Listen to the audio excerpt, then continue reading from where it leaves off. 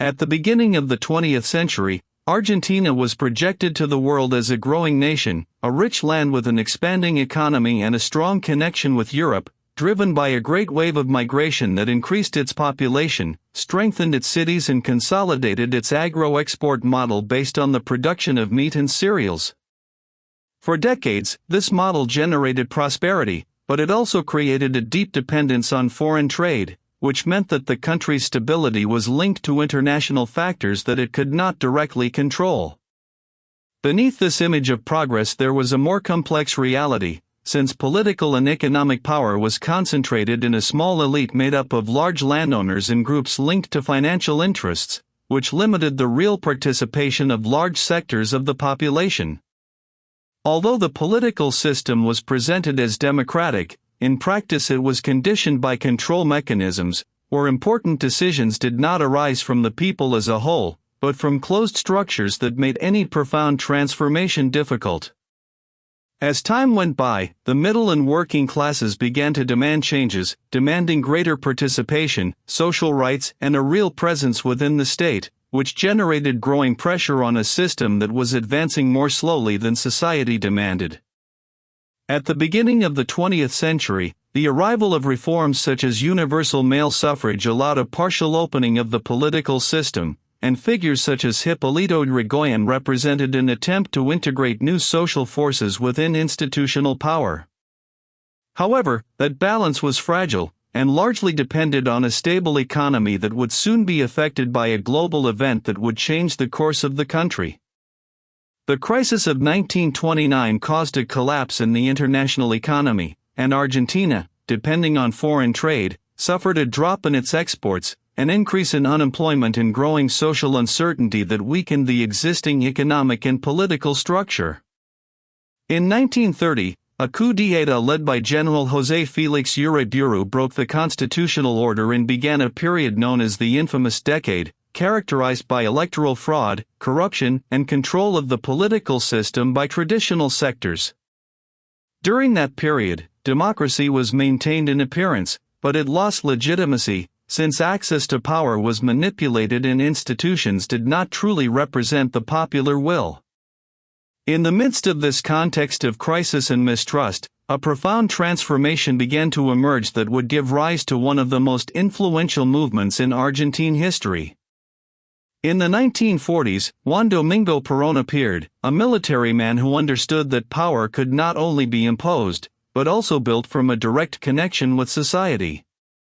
From his position within the state, Perón began to approach workers, unions, and the most disadvantaged sectors, offering them recognition, labor rights, and an identity within the political system. That link grew quickly and became a mass movement that transformed the relationship between the state and the population, giving rise to a new way of understanding power. In 1946, Perón was elected president, and during his government he promoted social reforms, strengthened unions, and increased state intervention in the economy, generating an improvement in the living conditions of large sectors of the population. Peronism was not only a political project, but a social and emotional phenomenon that consolidated the participation of the popular classes in the life of the country. Eva Perón played a fundamental role in this process, reinforcing the link with the most humble sectors and amplifying the impact of the movement. However, this change also generated strong opposition, as traditional elites, sectors of the army, and conservative groups perceived the growth of Peronism as a threat to their position of power. The country began to divide into two competing visions, one based on traditional control and the other on popular mobilization, which increased political and social tension.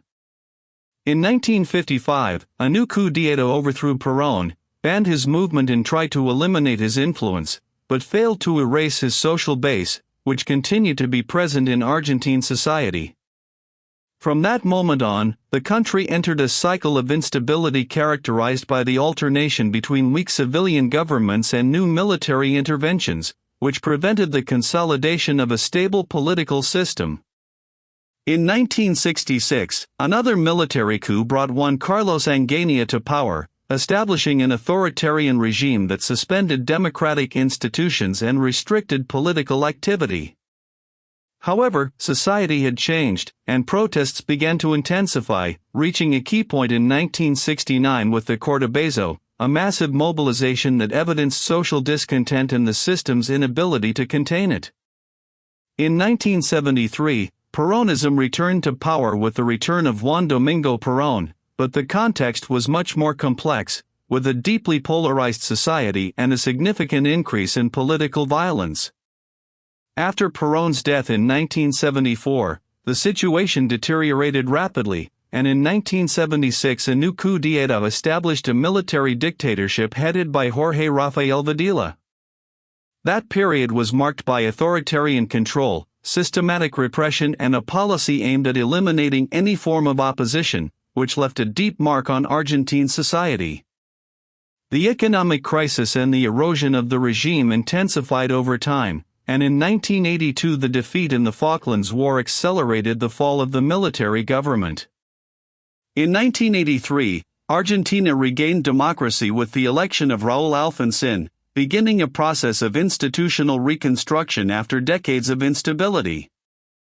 Despite this, structural problems, economic crises and social tensions continued to be part of the system, making it difficult to consolidate lasting stability. Argentina was not simply a succession of historical events, but a system in constant tension, conditioned by a dynamic that led it to oscillate between stability and crisis, between the power of the elites and the pressure of the people, and between established control and attempts at transformation, a balance that was never completely resolved. While instability was becoming evident in other parts of the continent, Colombia was advancing within a fragile balance built on decades of internal conflict. The civil war between conservatives and liberals had left a deep mark, and although formally the political system continued to function, the tension never completely disappeared. During the presidency of Miguel Abadia Méndez, between 1926 and 1930, attempts were made to promote economic modernization policies, but social structures continued to be marked by inequality and political confrontation. The change came in 1930 with the victory of the liberal Enrique Olea Herrera, who began a period of reforms, although without managing to eliminate the country's historical divisions. Power in Colombia was not concentrated solely in institutions, but also in political and social networks that operated in parallel, conditioning any attempt at profound transformation. Stability was relative, sustained more by the balance of forces than by true national integration. At the same time, in Ecuador, the political scene reflected an even more unstable dynamic. In 1934, José María Velasco Ibarra assumed the presidency, beginning a period characterized by constant changes in power, institutional interruptions, and internal tensions.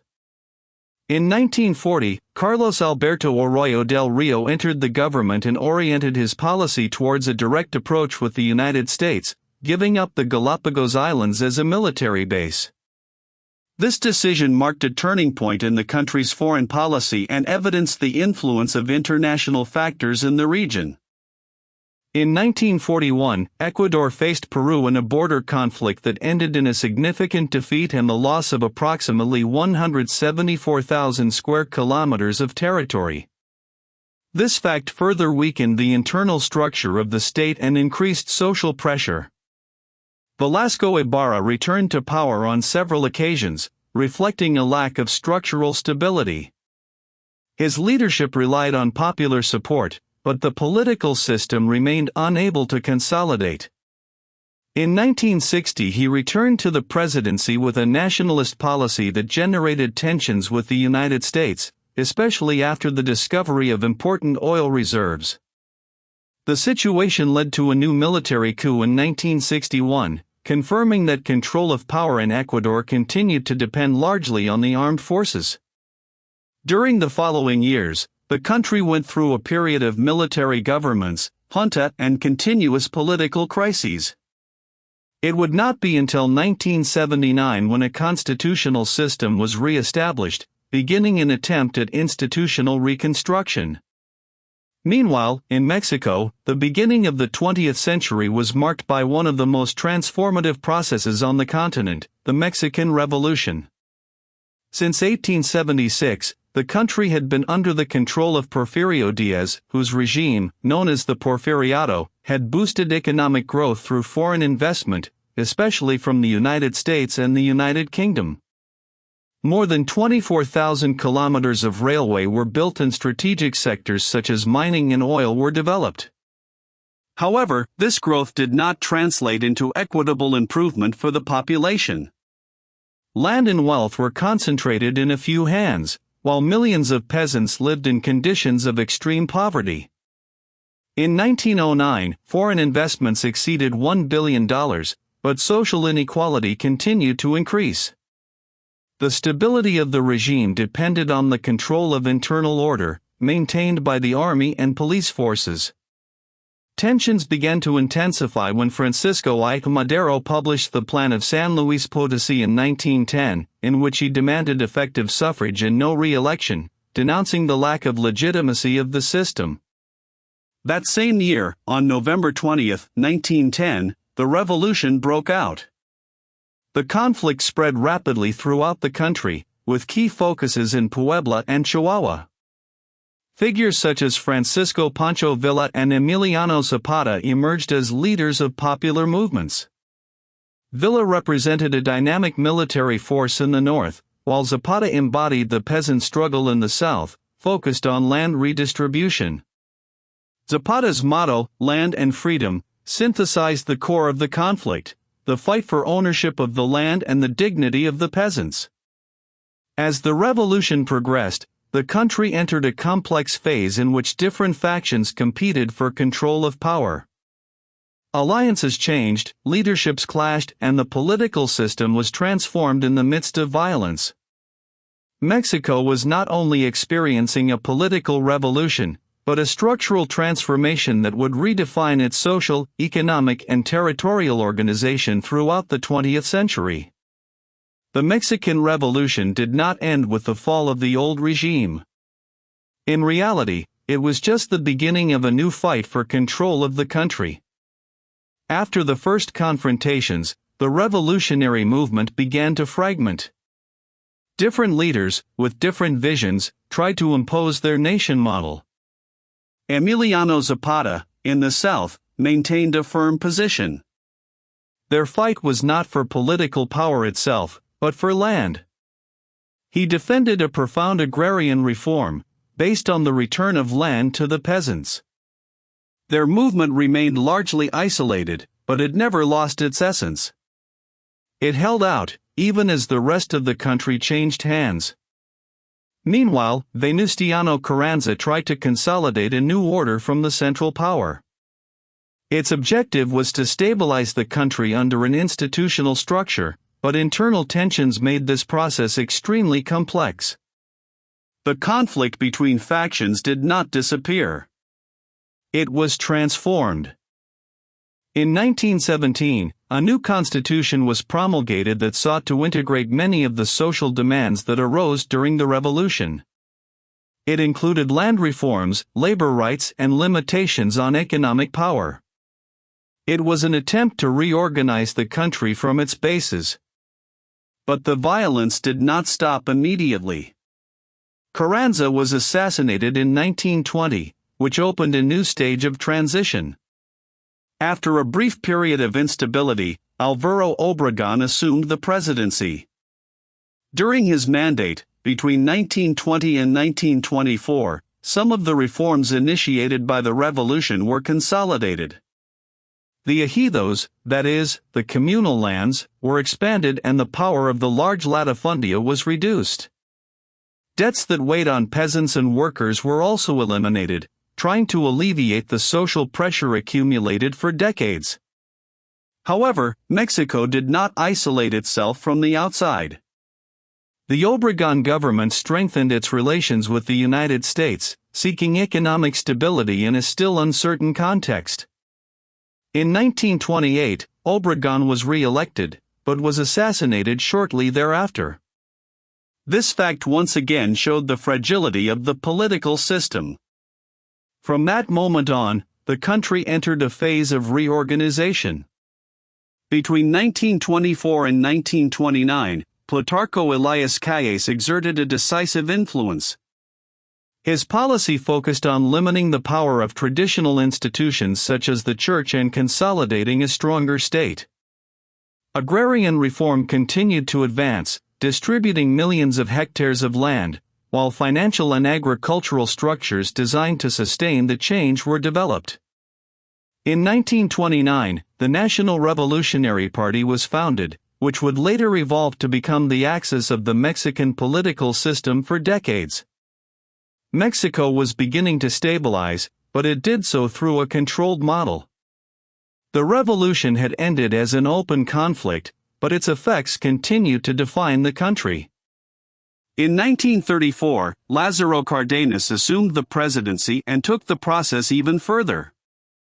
It strengthened unions, promoted peasant organization, and accelerated land redistribution. During his government, nearly 20 million hectares were distributed, consolidating one of the most important agrarian processes on the continent. In addition, he nationalized strategic sectors, such as the railroads in 1937 and the oil industry in 1938, directly confronting foreign interests. These decisions generated international tensions, especially with the United States, but also reinforced the country's economic sovereignty. Mexico was entering a new phase. A stage in which the state assumed a central role in the economy and social organization. After Cárdenas, the country continued its transformation process. Manuel Ávila Camacho maintained stability, while Miguel Alemán promoted urban modernization and industrialization. Infrastructure, universities, and energy projects were built that would change the profile of the country. In 1964, Gustavo Díaz Ordaz came to power in a context of growing social tension. The protests and discontent reflected that, despite the progress, the structural problems had not disappeared. Luis Echeverría, between 1970 and 1976, tried to reactivate the economy, relying on new oil discoveries. Later, José López Portillo took that model to the limit, generating a stage of growth that ended up revealing deep weaknesses. Mexico had changed.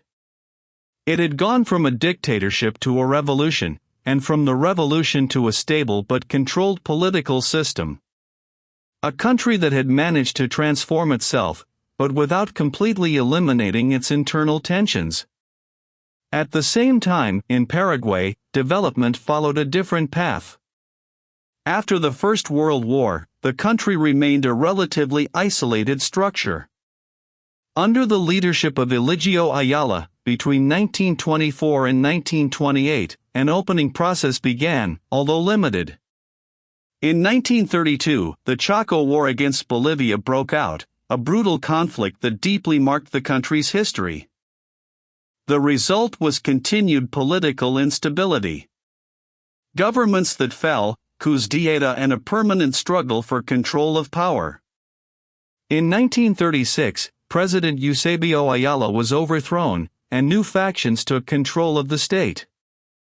From there, the country entered a dynamic of militarized power. Decades later, Alfredo Stroessner would consolidate an authoritarian regime that would last for years, supported by a strong control structure and an economic policy oriented toward foreign investment. Stability in Paraguay was not based on political balance, but on prolonged control. In Peru, the scenario also showed great complexity. Between 1919 and 1930, Augusto B. Leguía governed in an authoritarian manner, promoting economic reforms and opening the country to foreign capital. The economy was strengthened, but at the cost of concentrating power and limiting political freedoms. In 1930 he was overthrown, beginning a period of crisis and reorganization. Victor Raúl Haya de la Torre emerged as a key figure, leading the APRA movement, which proposed a profound social transformation. However, political conflict and instability marked the country's development for decades. Peru oscillated between reforms, coups d'état, and internal struggles. Across the region, the pattern was beginning to repeat itself. Different countries, different stories, but with the same underlying structure. States that sought stability, while societies demanded change. And power was constantly shifting between elites, the military, and popular movements. Latin America was not advancing in a straight line. It moved in cycles: transformation, conflict, reorganization, and starting over. While some countries tried to stabilize, in Venezuela political and economic development took a path marked by oil. For decades, the country was dominated by centralized power structures, often linked to authoritarian governments. However, oil wealth began to profoundly transform its position in the world. In 1966, Venezuela claimed territory in Guyana, reflecting a more active foreign policy. Shortly after, in 1968, former President Pérez Jiménez was sentenced to prison, closing a period of strong military control. In 1969, Rafael Caldera came to power, marking a political change towards a more institutional stage. During his mandate, the country withdrew from the Andean Pact, seeking to redefine its economic position. In 1974, Carlos Andrés Pérez assumed the presidency and made a key decision: the nationalization of the oil industry. This measure reinforced the country's economic sovereignty, but also generated tensions with the United States and other international actors. Oil became the central axis of Venezuelan development. Income grew, the economy expanded, and the country reached a prominent position within the international context. But that dependency also generated vulnerabilities. Growth did not always translate into structural stability, and the balance of the system depended largely on external factors. At the same time, in Central America and the Caribbean, the situation was even more complex. Unlike the large southern countries, this region was made up of smaller states, with less structural capacity and greater exposure to external influences. Since the beginning of the 20th century, the economic and political interests of the United States played a determining role in the region. In Guatemala, in 1950, Jacobo Arbenz tried to promote social and agrarian reform that sought to redistribute land and reduce the power of large foreign companies. However, in 1954 he was overthrown by a coup d'état supported from abroad, evidencing the level of international intervention in the region. This pattern would be repeated in several countries, governments trying to reform the system and external structures reacting to maintain control. The consequence was a succession of dictatorships, internal conflicts, and political instability. But another phenomenon would also emerge: revolution. In Cuba, in 1959, the movement led by Fidel Castro managed to overthrow the Fulgencio Batista regime. This fact completely changed the regional balance. Cuba aligned itself with the Soviet Union, becoming a key point in the Cold War. The United States reacted with a policy of containment, which included attempts at direct intervention, such as the failed landing in the Bay of Pigs in 1961. Tension increased until it reached one of the most critical moments of the 20th century, the missile crisis in 1962. During those days, the world was on the brink of a nuclear conflict. Latin America was no longer just a regional space. It had become a strategic scenario within the global balance. In many countries, international pressure was combined with internal tensions, giving rise to new cycles of conflict: guerrillas, revolutionary movements, military dictatorships, and processes of repression marked the political life of the region for decades. However, not all countries followed the same path. In some cases, such as Costa Rica, a relatively stable democratic system was consolidated, showing that alternatives existed within the same regional context. But in most cases, the pattern repeated itself: intervention, reaction, conflict, and reorganization. Latin America was configured as a socio-political mosaic in permanent turmoil. A space where different models coexisted, but crossed by similar dynamics. power did not remain static, it moved. Sometimes in the hands of traditional elites, others in military structures, and sometimes in popular movements that tried to change the system from within. Each country had its own history, but they all shared the same underlying logic: an unstable balance, a system in constant tension, and a continuous struggle to define who controlled power and for whom it was really exercised.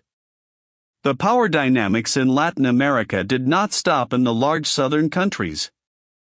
In Central America and the Caribbean, the scenario was even more unstable, more fragmented, and deeply conditioned by external factors. For decades, the region lived under the direct influence of foreign interests, especially economic ones. Large companies controlled key sectors, while weak or dependent governments attempted to maintain a balance that was rarely sustained. In countries like Guatemala, Honduras, or Nicaragua, power was not only disputed internally. It was also negotiated from outside. Economics, politics, and territorial control were intertwined with decisions made beyond their borders. This context generated a constant succession of coups d'état, military governments, and internal conflicts. The stability was temporary. The system never fully consolidated. In Nicaragua, the figure of the Somoza family symbolized this type of prolonged control. For years, power remained concentrated in the same structure, supported by external alliances and a strong military apparatus. But even that seemingly solid model ended up generating a reaction. In 1979, the Sandinista movement managed to overthrow the regime, demonstrating that even the most closed systems could break when social pressure reached its limit. In the Dominican Republic, the dictatorship of Rafael Leonidas Trujillo became one of the most extreme examples of authoritarian control in the region. His regime, sustained for decades, ended in 1961 with his assassination, opening a new stage of instability and political reorganization. In Panama, political development was also conditioned by strategic factors, especially by control of the canal. The geographical position of the country made it a key point in the international balance. Meanwhile, in other countries, the tension was expressed differently. Social movements, armed conflicts, and changes in government reflected a constant struggle to redefine power.